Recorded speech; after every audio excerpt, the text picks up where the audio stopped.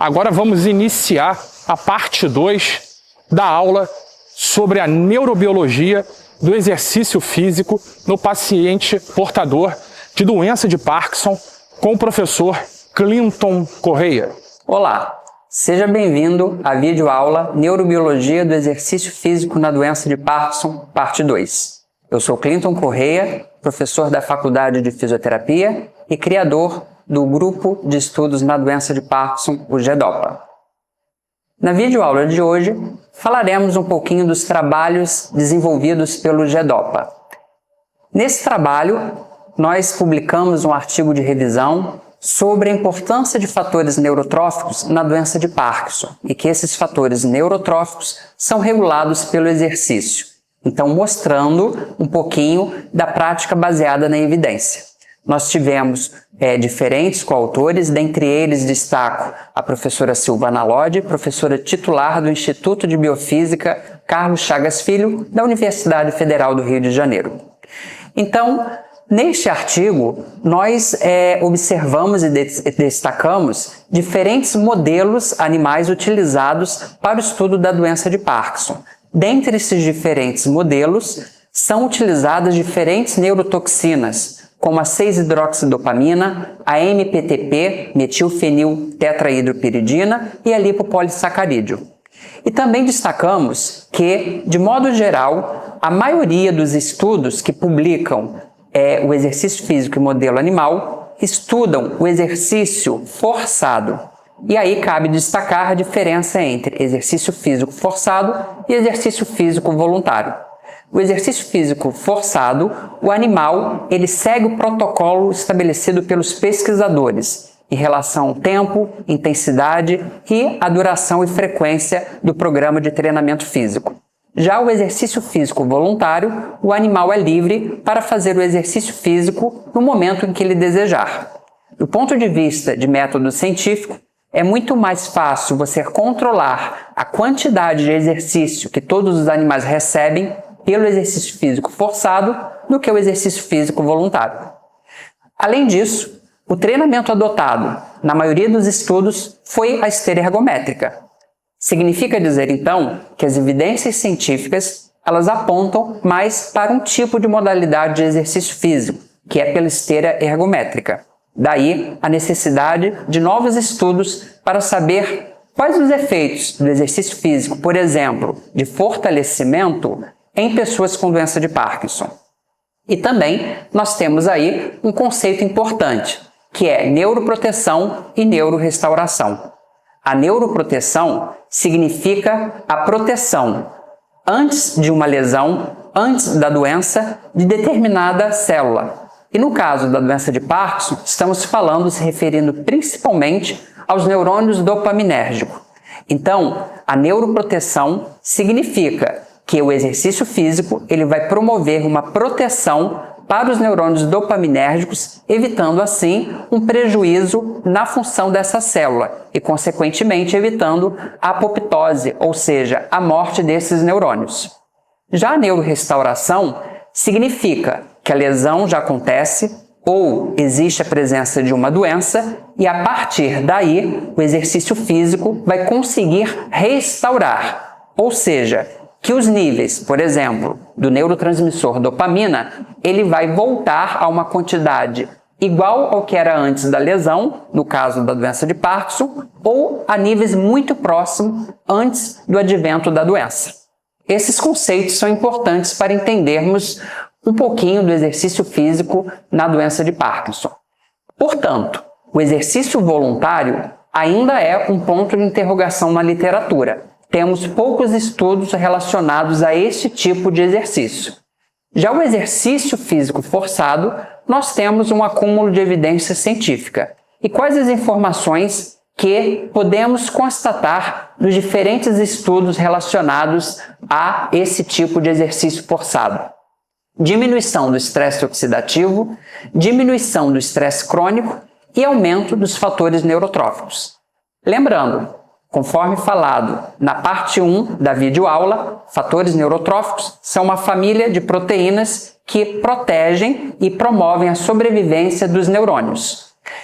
Uma vez havendo o aumento de fatores neurotróficos, existe a possibilidade de regulação de diferentes fatores neurotróficos. E como eu disse, fatores neurotróficos são uma família e existem diferentes tipos de proteínas. Então temos aqui exemplos de algumas delas, como o BDNF, o IGF-1, o GDNF, o VEGF. Esses diferentes fatores neurotróficos, eles então atravessam a barreira hematoencefálica ou a unidade neurovascular e conseguem adentrar na célula por meio de receptores existentes nas membranas. Para diferentes tipos de fatores neurotróficos, existem diferentes receptores nas membranas. Esses receptores servem como uma janela ou uma porta que vai ser específico para aquela proteína. Uma vez o fator neurotrófico dentro da célula, isso vai desencadear uma cascata de evento fisiológico, favorecendo, estimulando o núcleo daquela célula, no caso o neurônio dopaminérgico, para que haja um estímulo para o gene tirosina hidroxilase. Além disso, também haverá o impedimento do estímulo de genes pró-apoptóticos, ou seja, são genes que favorecem a morte de neurônios ou de outras células, mas no caso em tela, dos neurônios dopaminérgicos que estão muito ligados à doença de Parkinson. Pois bem, uma vez que esses fatores neurotróficos adentram a célula, ativam o núcleo dessa célula, melhorando, estimulando a produção da tirosina hidroxilase. Conforme falamos na parte 1 da videoaula, a tirosina hidroxilase é a enzima síntese limitante importante para a produção da dopamina. Consequentemente, nós teremos a regulação da atividade sináptica que promoverá o aumento da liberação de neurotransmissores, no caso a dopamina, a regulação de transportadores desses neurotransmissores e a regulação da liberação de vesículas. As vesículas são importantes para que possam migrar de uma célula a outra pela fenda sináptica. Também é importante o papel dos fatores neurotróficos na regulação da transcrição, para favorecer a neuroproteção, a supressão da apoptose e a angiogênese. Lembrando que a angiogênese é a formação de novos vasos. Então a literatura sugere que os fatores neurotróficos eles são responsáveis pela sobrevivência de neurônios dopaminérgicos. Até o momento, o BDNF e o GDNF são os fatores neurotróficos mais estudados relacionados ao exercício físico na doença de Parkinson. Ainda não está claro que exercício e qual intensidade pode aumentar a neuroproteção dependente do exercício.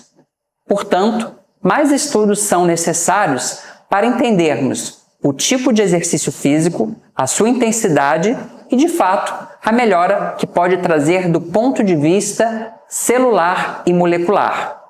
Mas o que podemos ter então de informação até o presente momento, que o exercício físico, um estímulo externo, ele tem um impacto no nível celular e molecular. Vamos saber mais um pouco sobre isso? Em um outro estudo do nosso grupo, que foi publicado recentemente, nós estudamos e verificamos que o exercício físico aumenta a produção da tirosina hidroxilase e o CDNF, que é um tipo de fator neurotrófico específico, e fizemos um estudo voltado para a medula espinal em modelo de camundongo com a doença de Parkinson.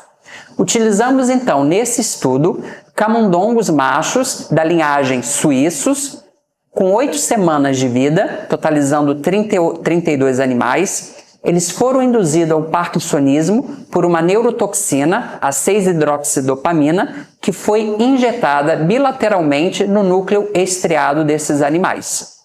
Para tanto, utilizamos duas técnicas, a imunohistoquímica e o Western blotting. Podemos aí observar os camundongos que treinam em esteira ergométrica apropriada para roedores. Então, os animais, eles ficam nesta esteira e, portanto, este exercício, é considerado um exercício físico do tipo forçado.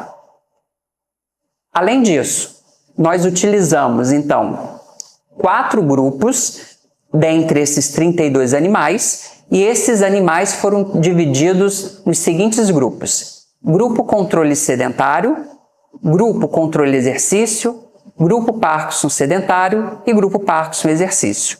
Então, os animais do grupo controle exercício e Parkinson exercício foram submetidos a um protocolo de treinamento 2 vezes por semana, cada sessão durando 50 minutos. E no dia 60, os animais foram eutanasiados para que nós pudéssemos, então, realizar as técnicas de imunohistoquímica e Western blot. Aqui nós temos, então, a prancha com imagens, tá? Micrografias dos animais do grupo controle sedentário e dos animais do grupo Parkinson sedentário, mostrando o núcleo estriado nas imagens A e B e nas imagens C, D, E e F da substância negra. Conforme vocês podem notar, nós temos nos animais do grupo sedentário controle uma quantidade de pigmentação amarronzada maior do que os animais do grupo Parkinson sedentário. Isto é um indicativo de que os animais do grupo controle sedentário têm mais o marcador que utilizamos aqui, neste caso, a tirosina hidroxilase. Conforme nós podemos observar à direita, no histograma, comparando a quantidade de tirosina hidroxilase no estriado para o grupo controle sedentário na coluna preta com o grupo Parkinson sedentário representado pela coluna branca, existe muito mais quantidade da tirosina hidroxilase no grupo controle sedentário do que o Parkinson sedentário. E fazendo a mesma análise na substância negra, comparando os dois grupos, observamos que os animais do grupo controle sedentário têm mais quantidade de tirosina hidroxilase do que os animais do grupo Parkinson sedentário. Então, com isso, constatamos que a nossa técnica de indução ao parkinsonismo nos animais, ela foi eficiente, causando aí uma diminuição da tirosina hidroxilase. Nesta imagem, nós podemos observar aqui em destaque animais do grupo controle sedentário, do grupo Parkinson sedentário, do grupo controle exercício e do grupo Parkinson exercício. O que está em azul representa núcleo de células. O que está em verde representa células tirosina hidroxilase. Esta imagem ela foi feita no corno anterior da medula espinal. Por que nós utilizamos análise do corno anterior da medula espinal? Porque nós sabemos que no corno anterior da medula espinal nós temos ali neurônios motores, responsáveis pelas funções motoras e que têm conexão com a periferia, ou seja, os músculos. Consequentemente, nós observamos padrões diferentes da imunohistoquímica nos diferentes grupos. E isso é constatado no histograma aqui representado na figura F, onde nós temos os 4 grupos. E o destaque vai para os grupos Parkinson, em que o grupo Parkinson sedentário tem uma menor quantidade de tirosina hidroxilase comparado com o grupo Parkinson exercício. O que isso significa? Significa que, embora os animais tenham tido a doença de Parkinson, o exercício foi capaz de aumentar a tirosina hidroxilase, causando aí uma neurorestauração. Fizemos também uma análise pela técnica Western blot, especificamente da tirosina hidroxilase, avaliando os 4 grupos. E verificamos novamente que nos animais dos grupos Parkinson sedentário e Parkinson exercício houve diferença. Os animais do grupo Parkinson exercício tiveram um aumento da tirosina hidroxilase comparado aos animais do grupo sedentário que tinham Parkinson.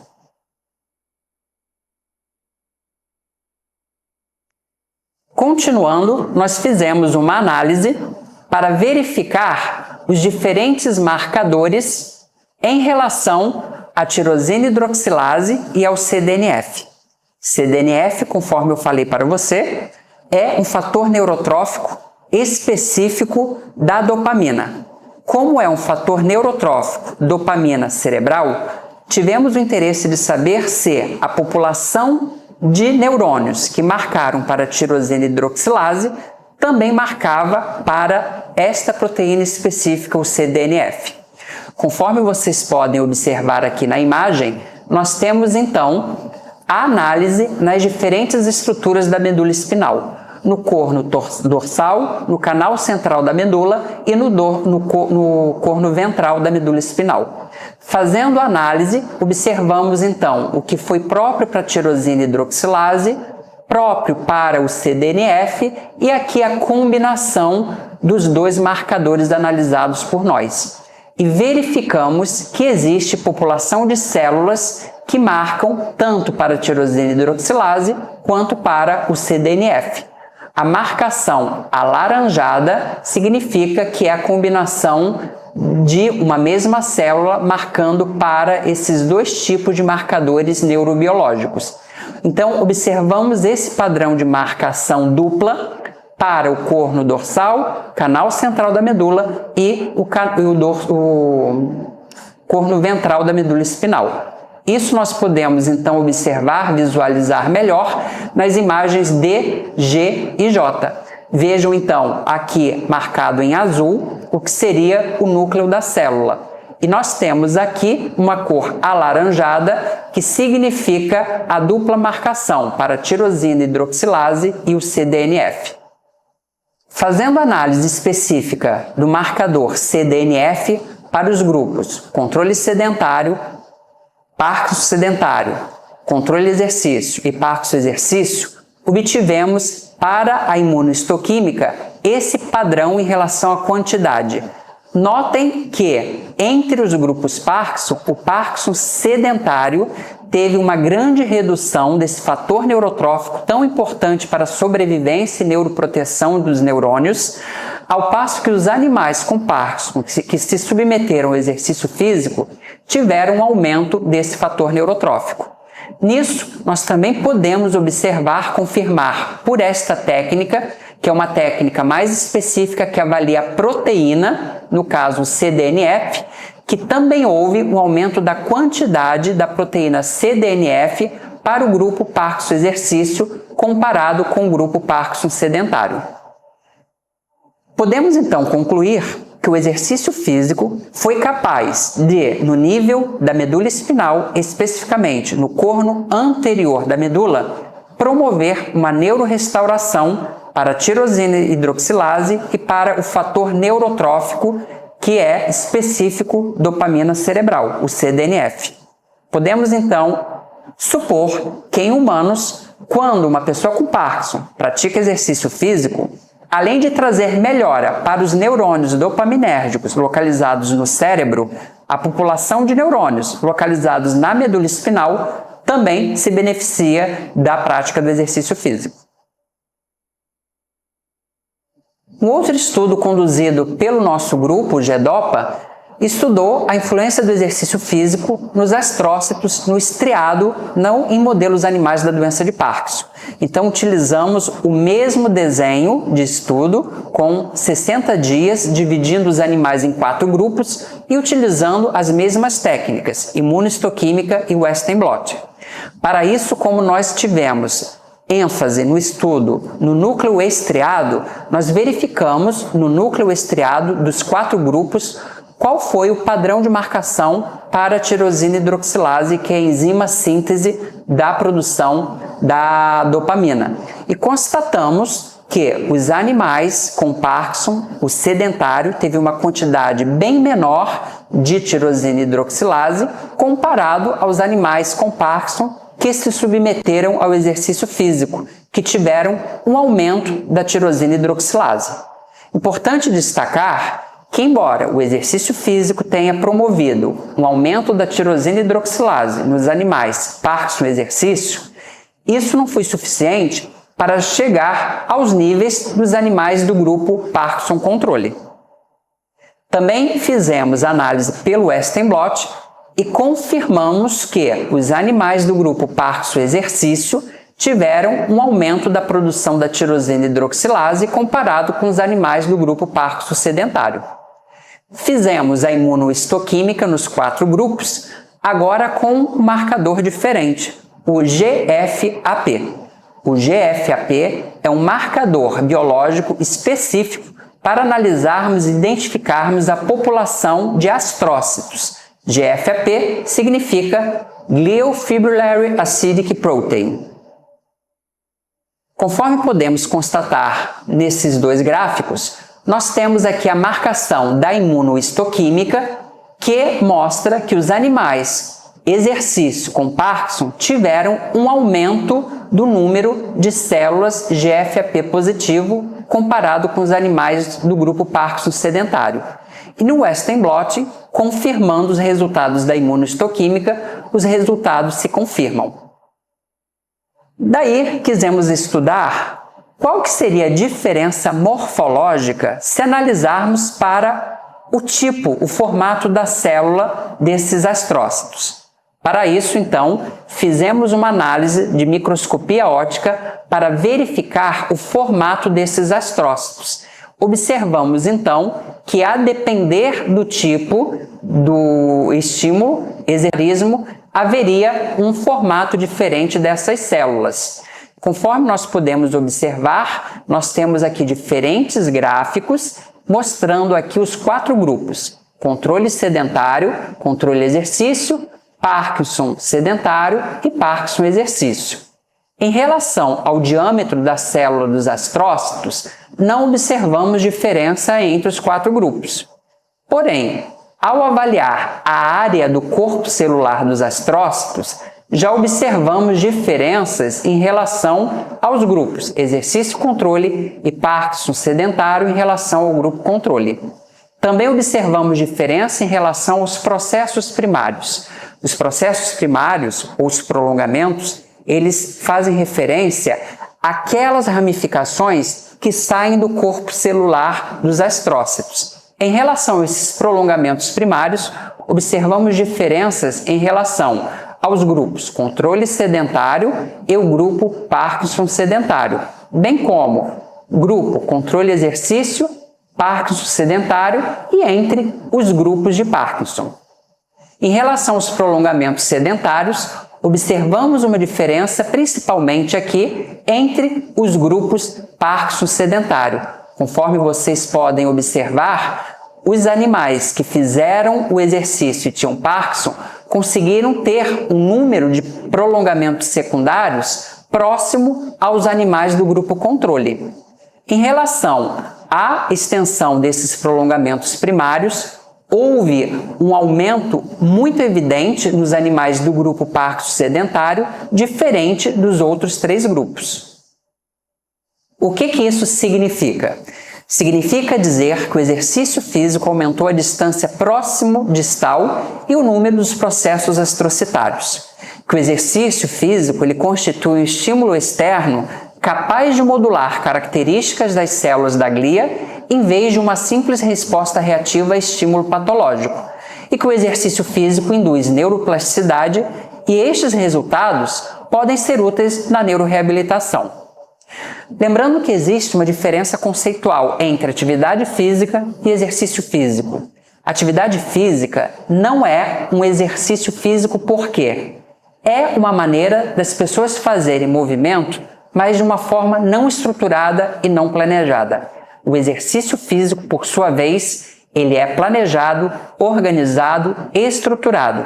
Daí, a fisioterapia, ela então promove o exercício físico de uma maneira planejada, organizada e por meio de uma prescrição de maneira que seja indicada especificamente para aquele sujeito, aquela pessoa que tem necessidades, como por exemplo as pessoas com Parkinson. Então eu espero que esta videoaula possa ter ajudado no entendimento da importância do exercício físico, que é um estímulo externo, mas capaz de modular, alterar nível celular e molecular. Deixo aqui as referências utilizadas na videoaula de hoje e na videoaula parte 1. Muito obrigado por sua atenção, por seu interesse e nos siga nas redes sociais do GEDOPA. Muito obrigado!